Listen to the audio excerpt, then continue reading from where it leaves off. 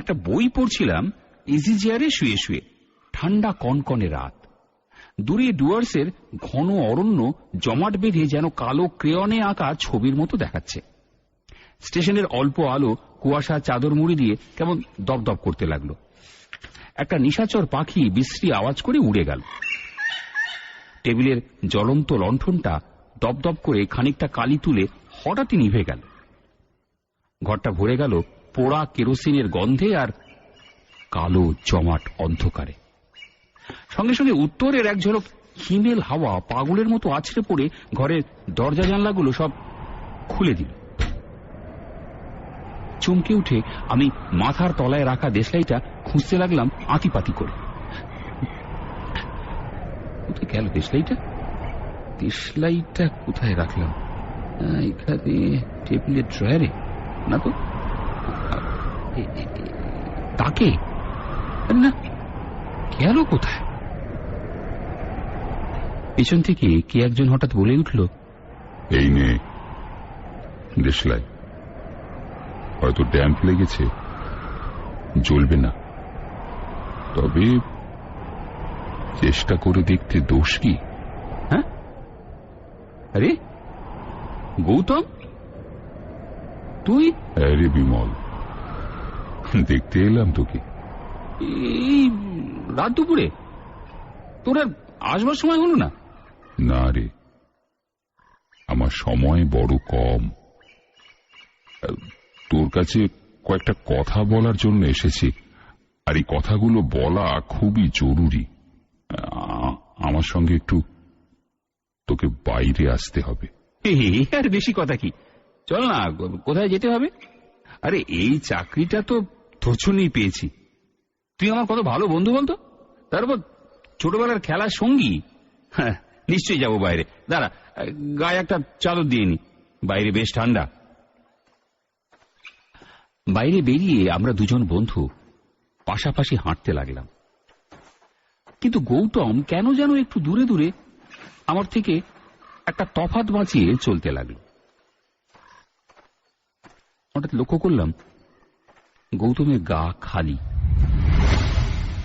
ঠান্ডার মধ্যে খালি গায়ে গৌতম হাঁটছে কি করে? এগিয়ে গৌতম, তোর গায়ে তো কিছু নেই, তোর শীত লাগছে না? নে আমার এই চাদরটা নে। গৌতম কিছু না বলে আমার দিকে স্থির দৃষ্টিতে তাকিয়ে রইল কিছুক্ষণ, তারপর বলল, না, আমার শীত লাগে না, চাদরটা তুই রাখ। গৌতমের দৃষ্টিতে কি একটা ছিল জানি না, আমি যেন কেমন হতবাক হয়ে গেলাম। কিছু যে বলবো তাও পারলাম না, চুপ করে হাঁটতে লাগলাম। রাতের ঘন অন্ধকারে গৌতমকে ভালো করে দেখা যাচ্ছিল না। অনুমানে বুঝছিলাম সে আমার সঙ্গেই আছে। খানিকটা দূরে দুটো পাশাপাশি পাথর রাস্তার ওপরই পড়েছিল। গৌতম নিজে একটার ওপর বসে অন্যটা আঙুল দিয়ে আমাকে দেখিয়ে দিয়ে বলল, এখানে বস, দরকারি কথাটা এখানেই সেরে নি। তুই কিন্তু কোনো প্রশ্ন না করে আমার সব কথা আগে ভালো করে শুনবি। হ্যাঁ হুঁ করবারও দরকার নেই। তারপর ভেবে চিন্তে বন্ধুর জন্য যা পারিস করবি। আচ্ছা বেশ তো গৌতম, বল না কি বলবি। আমি একটা ব্যবসায়ী ফার্মে চাকরি করতাম। ওরা আমাকে অনেক টাকা মাইনে দেবার প্রতিশ্রুতি দিয়েছিল। কিছুদিন সেখানে কাজ করবার পর আমি বুঝতে পারি ওরা সৎভাবে টাকা রোজগার করে না, বরং খুবই অসৎ পথ বেছে নিয়েছে টাকা করবার জন্য। এই ব্যাপারটা আমার একেবারেই পছন্দ ছিল না। এইটা ওরা বুঝতে পেরে আমাকে তাদের টাকার একটা মোটা অংশ দিয়ে আমার মুখ বন্ধ করে দিতে চেয়েছিল, কিন্তু আমি ওদের ওই পাপের টাকা একেবারেই নিতে চাই, বরং আমাকে সব টাকার অংশ দিতে চাইলে আমি চাকরি ছেড়ে দেব বলি। তখন ব্যাপারটা আরো ঘোরালো হয়ে ওঠে। ওরা আমাকে নজরবন্দি করে একটা ঘরে আটকে রাখে। একদিন আমি গভীর রাতে পালাবার চেষ্টা করেও ধরা পড়ে যাই। খুবই ভয় পেয়েছিলাম ওরা বুঝি আমাকে মারধর করবে, কিন্তু কিছুই করল না দেখে আমি অবাক হয়েছিলাম। তবে ওদের চালচলন, চোখ মুখে চাহনি দেখে বুঝতে পারছিলাম আমার জন্য আরো ভয়ঙ্কর কিছু অপেক্ষা করে আছে। আমি রুদ্ধশ্বাসে গৌতমের কথাগুলো শুনছিলাম, আর শুনছিল নিথর আকাশ, নিশুতি রাত, ঘুমন্ত বন, মাঝে মাঝে রাত চড়া পাখির আওয়াজ আর বাতাসে ঝাউবনে শনশন শব্দ ছাড়া আর কিচ্ছু শোনা যাচ্ছিল না। পাশে তাকিয়ে দেখলাম গৌতম আমার থেকে বেশ দূরেই বসেছে। কেন? আমার কাছে এসে বসলে কি দোষ হতো? আমি কথা বলতে যাব ঠিক তখনই গৌতম বুক ভরে নিঃশ্বাস নিয়ে ক্লান্ত ধরা গলায় আবার বলতে শুরু করল, সেই লোকগুলো হঠাৎ একদিন আমাকে বলল, অনেকদিন ধরে বন্দি আছো, চলো আজকে একটু বেরিয়ে আসবে। ঘুমন্ত আমাকে শীতের রাতে ঘুম ভাঙিয়ে তুলে বেড়াতে নিয়ে যেতে চাওয়ায় আমি ভয়ে চমকে উঠেছিলাম। কিন্তু সে ভাব প্রকাশ না করে খুব ঠান্ডা গলায় বলেছিলাম, এত রাতে বেড়াতে যাওয়া থাক না, আজ অন্য আরেকদিন যাওয়া যাবে। কিন্তু ওরা আমাকে ছাড়েনি, জোর করে গাড়িতে তুলেছিল।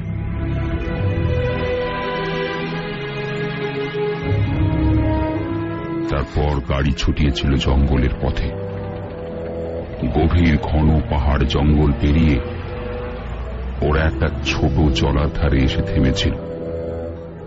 সেখানে আমাকে ওরা শাসাতে লাগলো চুরির টাকার ভাগ নিতে হবে, তা না হলে ওখানেই আমাকে ওরা শেষ করে দেবে। তুই তো জানিস বিমল, আমি মার একমাত্র ছেলে। মার কাছে কখনো কোনো অন্যায় করবার শিক্ষা পাইনি। চুরি করা টাকা আমি কেমন করে মার হাতে তুলে দেব? আমার জেদ দেখে ওরা বুঝে নিল আমি আর যাই হই চোর নই। তারপর আমাকে ওরা খুন করে ওই জঙ্গলে ফেলে দিয়ে গেল। এতক্ষণ আমি স্তম্ভিত হয়ে গৌতমের কথা শুনছিলাম, আর চমকে উঠলাম। তবে যার সঙ্গে আমি এত দূর এলাম সে কি আমার বাল্যবন্ধু গৌতম নয়? তার প্রেতাত্মা। সমস্ত শরীর আমার ভয়ে হিম হয়ে গেল। এত শীতেও ঘেমে উঠলাম। গৌতম আমার অবস্থা বুঝতে পেরে বলল,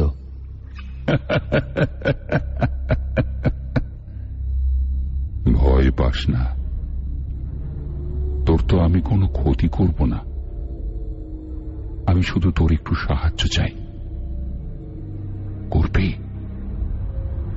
আমি সাহসে ভর করে বললাম, হ্যাঁ হ্যাঁ, বল বল না, কি সাহায্য করতে হবে তোকে? আমি তো আমার মার কাছে যেতে পারবো না, কারণ মা যদি বুঝতে পারেন আমি আর নেই, তাহলে তিনি আর বাঁচবেন না। আজ কদিন থেকেই মনে মনে কি যেন বুঝে মা ঘরে শুয়ে শুয়ে কাঁদছেন। তুই গিয়ে আমার নাম করে এই টাকা কটা ওর হাতে দিবি, বলবি গৌতম দিয়েছে, আর কিচ্ছু বলতে হবে না। আর ওই পাথরের পাশে আমার ডেড বডিটা পড়ে আছে, আর ওই চোরেদের সব কথা পুলিশের কাছে গিয়ে বলে দিবি। ওদের সাবধান করে দিবি ওরা যেন কোনো মতেই তোর নামটা প্রকাশ না করে। আমার ডেড বডির পাশে আমার পার্সটা পড়ে আছে, ওটা তুলে নে, ওতেই সবকিছু পাবি। ভেসে আসা হিম ঠান্ডা হাওয়ার সঙ্গে ভোরের আলোর জোয়ারে মিশে গেল গৌতম। আর ওকে দেখা গেল না।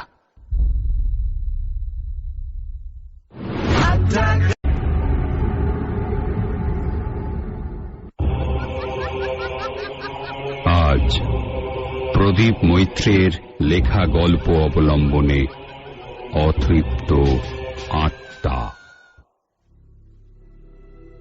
তখন আমি 28-29 বছরের তরুণ। ইতিমধ্যে বিজ্ঞানের অধ্যাপনার কাজ আরম্ভ করেছি। সে সময় আমি বেশ গোঁড়া, অবিশ্বাসী এবং বিজ্ঞান ভক্ত ছিলাম।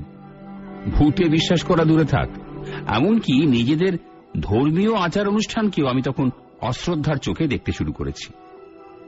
এমনই এক সময়, একবার পুজোর সময় লখনৌ থেকে আমার এক বন্ধুর বাবা চিঠি পেলাম। পুজোর ছুটিটা তার ওখানেই কাটাতে লিখেছেন। বেশ আনন্দের সঙ্গে রাজি হলাম। তারপর একদিন তল্পিতল্পা নিয়ে ট্রেনে চেপে বসলাম।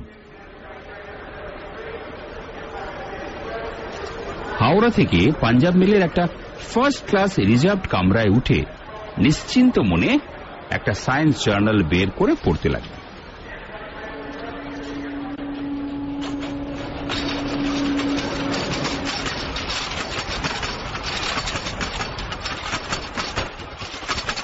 দেখতে দেখতে রাত্রি এলো।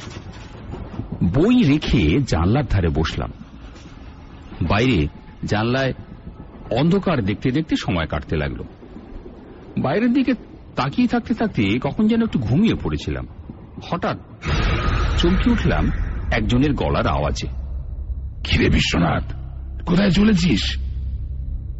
দেখলাম আপাদমস্তক চাদরে মোড়া একজন আগন্তুক আমার কামরায় কখন উঠে এসেছে জানতেও পারিনি। দরজাটা খোলা। গাড়ি তখন একটা জাংশন স্টেশনে ইন করছে। আমি তাকে প্রশ্ন করলাম, কে আপনি? আমি তো আপনাকে চিনতে পারছিস না? এই তো, তার আশ্চর্য কি, তুই এখন ব্রিলিয়ান্ট সায়েন্স প্রফেসর। তোর পক্ষে তোর এই অজ্ঞাত কুলশীল বন্ধুকে হঠাৎ এক নজরে চেনা কষ্টকরই বটে।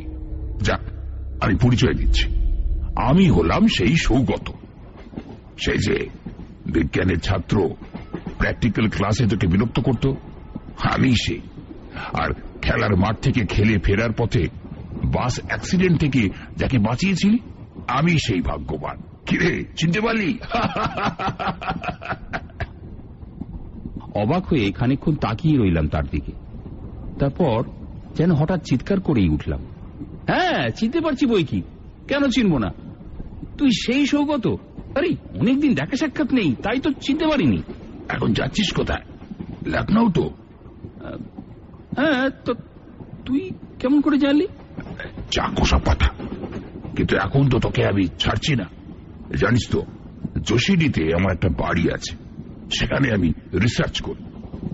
আমার ল্যাবে একটু আমার এক্সপেরিমেন্ট দেখে যা, তারপর যেখানে খুশি যাস। না রে, আমি জ্যাঠামশাইকে টেলিগ্রাম করেছি আগামীকাল পৌঁছবো বলে। ওদের স্টেশনে আসতে লিখে দিয়েছি। ওরা কাল আমায় না দেখে চিন্তায় পড়ে যাবেন। পরে যখন যাব তখন কি ভাববেন আমার সম্বন্ধে বলতো? ও কিছু ভাববেন না, আমি বলছি, কিছুই ভাববেন না। বরং এ ট্রেনে না যাওয়ার জন্য ভগবানকে যা বলি শোন, চল আমার সঙ্গে। আমার ফাইনাল এক্সপেরিমেন্টটা অসম্পূর্ণ থেকে গেল, সেই রিপোর্টটা তোকেই দেব। দেখ তুই কি করতে পারিস। মাথা মুন্ডু কিছু বোঝার শক্তিও যেন আমার লুপ্ত হয়ে গেছে। তাই বলেই ফেললাম, বেশ, তবে তাই হোক। যোশীডি স্টেশনে গাড়ি থামতেই সৌগত কেমন যেন ব্যস্ত হয়ে পড়ল। তারপর আমার সুটকেসটা তুলে নিয়ে আমায় বলল, আয় আমার সঙ্গে আয়, খুব কাছেই বাড়ি, চলে আয়। কিছুক্ষণ পর ইউক্যালিপটাস ঘেরা ওর বাড়িতে পৌঁছে গেলাম।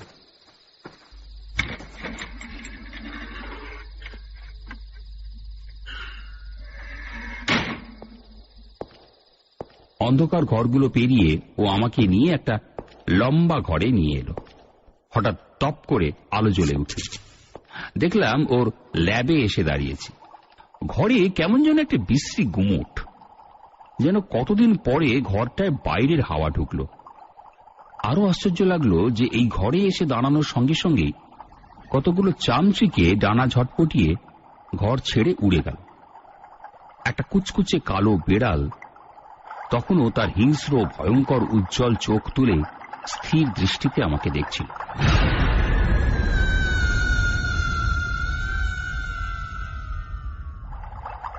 সৌগত তাকে তাড়া দিয়ে বলল, হঠাৎ যেন কোকিয়ে কেঁদে উঠল বেড়ালটা। তারপর একটা কালো বিদ্যুতের মতো বেরিয়ে গেল ঘর থেকে, আর তার সঙ্গে সঙ্গে বাইরে একটা প্যাঁচা কর্কশ কণ্ঠে চিৎকার করে উঠল। কেমন যেন একটা অপার্থিব অবস্থার শেষ ধাপে এসে আমি দাঁড়িয়েছি। সারাটা শরীর কেমন যেন শিউরে উঠল। মনে মনে নিজেকেই প্রশ্ন করলাম, বেড়ালটা এমন কোকিয়ে কেঁদে উঠল কেন? হ্যাঁ, তারপরেই অনুভব করলাম আমার সারা শরীর রীতিমতো ঘামতে শুরু করেছে। কেমন যেন নার্ভাস হয়ে পড়ছে। একটু পরে বুঝলাম সৌগত আমার পাশে এসে দাঁড়িয়েছে। হঠাৎ মনে হলো, আচ্ছা, সারা শরীরটা এরকম চাদর দিয়ে ঢেকে বেড়াচ্ছে কেন সৌগত? কিন্তু কোনো প্রশ্ন করতে পারলাম না। একটা অজানা ভয় আমায় কোনো প্রশ্ন করতে দিল না। সৌগত বলল, কিরে, কিরকম দেখছিস আমার ল্যাবরেটরি? অবশ্য তোর মতো তো নয়। যাক, সেসব কথা, আমার রিসার্চের কথা বলি। জানিস, আমার আজীবনের সব কল্পনাকে রূপ দেবার জন্য আমি এই ল্যাবরেটরিতেই আমার রিসার্চ চালাচ্ছিলাম। আমার রিসার্চের সফলতার চূড়ান্ত সীমায় এসে পৌঁছলাম যেদিন, সেদিনটা ছিল 6ই আগস্ট। সারাদিন ধরে রিপোর্টটা টাইপ করে সাজিয়ে রাখলাম। রাত্রি তখন 11টা, 11:30 হবে। আমি ল্যাবে ঢুকলাম। আধ ঘন্টা পরে সামনের ওই টুলটাতে বসলাম। মনে মনে বুঝতে পারছি আমার এক্সপেরিমেন্টের অভিষ্ট সিদ্ধি হতে আর দেরি নেই। আর একটু প্রমাণ করতে পারলেই আমি বিজ্ঞান জগতে কীর্তিমান বলে স্বীকৃত হব। আলোড়ন সৃষ্টি করবে এই আবিষ্কার। উত্তেজনায়, আনন্দে যেন পাগল হয়ে উঠেছিলাম আমি। সামনে বিকারে কয়েকটা সলিউশন তৈরি করে রাখলাম।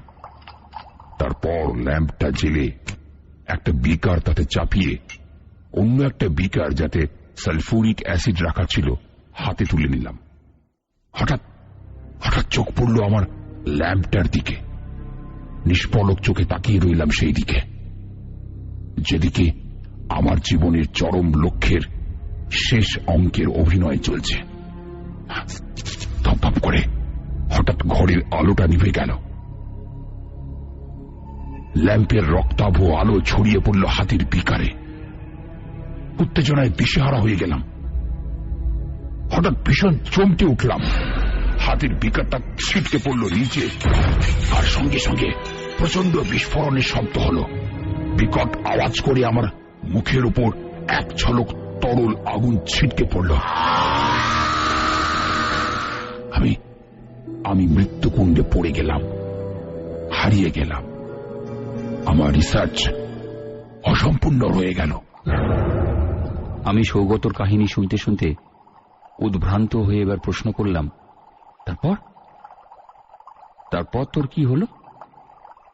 তারপর কি হলো আমার? তুই তো আচ্ছা বোকারে। সেই প্রচন্ড বিস্ফোরণ আমার মুখ, মাথা ভেঙে চুরমার করে দিল। এখনো ব্যান্ডেজ বাঁধা আছে। আমি কিছু না ভেবেই বলে উঠলাম, কই দেখি একবার, দেখি তোর মুখ। দেখবি তবে, দেখ দেখ। ও এক টানে ওর মুখ থেকে চাদরটা সরিয়ে দিল। আমি দেখলাম ওর সারা মুখে ব্যান্ডেজ বাঁধা। কিন্তু এ কি? ওর ব্যান্ডেজ অস্পষ্ট হতে হতে হঠাৎ অদৃশ্য হয়ে গেল। ও কি? চেয়ে দেখলাম ব্যান্ডেজের তলায় ওর মাংসহীন মুন্ডু।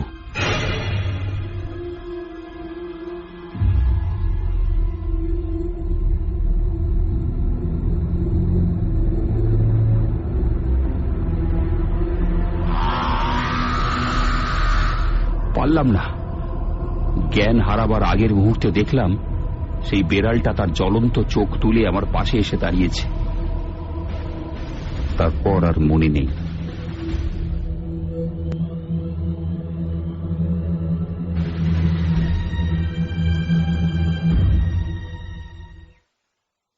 পরের দিন জ্ঞান হতে দেখলাম আমি শুয়ে আছি একটা চায়ের দোকানের টেবিলে। আমি জিজ্ঞাসা করলাম,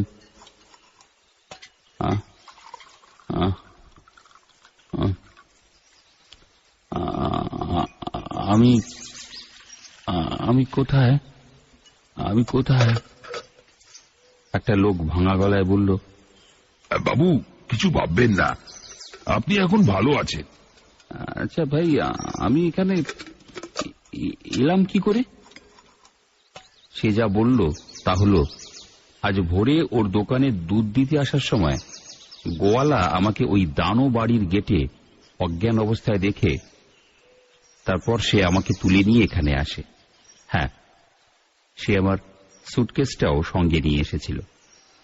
আমি অবাক হয়ে প্রশ্ন করলাম, আচ্ছা, আমার সুটকেস তো ঘরের মধ্যে ছিল, ওটাও পেল কি করে?